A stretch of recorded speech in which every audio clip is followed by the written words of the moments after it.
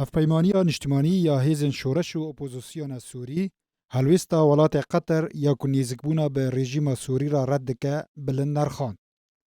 امیندار گشتی یه هفپیمانیya نیشتیمانی هیثم رحمه هلویستا قطر ج دوزا گل سوری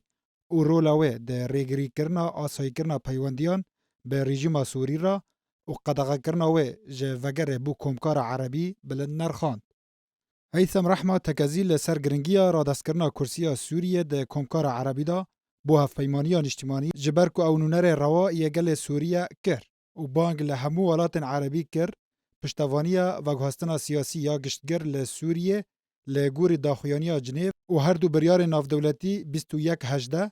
و 22/54 بکن. داخویانیya رحمه هات پشتی گوتارا لؤلؤ الخاطر آلیکارا وزیر دروای قطر در رونشتنا 52 یا انجمنا ماف مروان لجنیو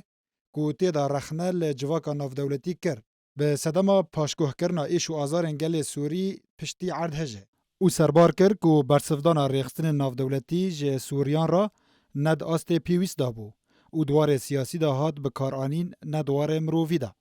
لؤلؤ الخاطر دیار کر کو گل سوری ده هیاما 12 سالان دا راستی تاوان بن پیکرنن در ماف مرووان و یاسای نافدولتی دا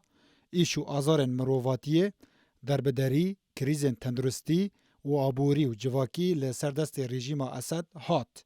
هر ده و درباره دا بالیوزخانه امریکی جی لشامه داخویانی یک بلاف کر تیدا تکزی لسر پشتوانی خویا نگور ج گل سوری را کر و گرنگیا سزاکرنا رژیم سوری و حوالبند نوه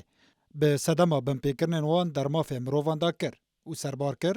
ام قبول ناکن رژیم سوری به سزا بمینه و لگل پشتوانیya مج زیاندیتین عرض هجرا امد فشار دا جبو بجی کرنا سزایان لهر جهه کل سوریه بردوام بن.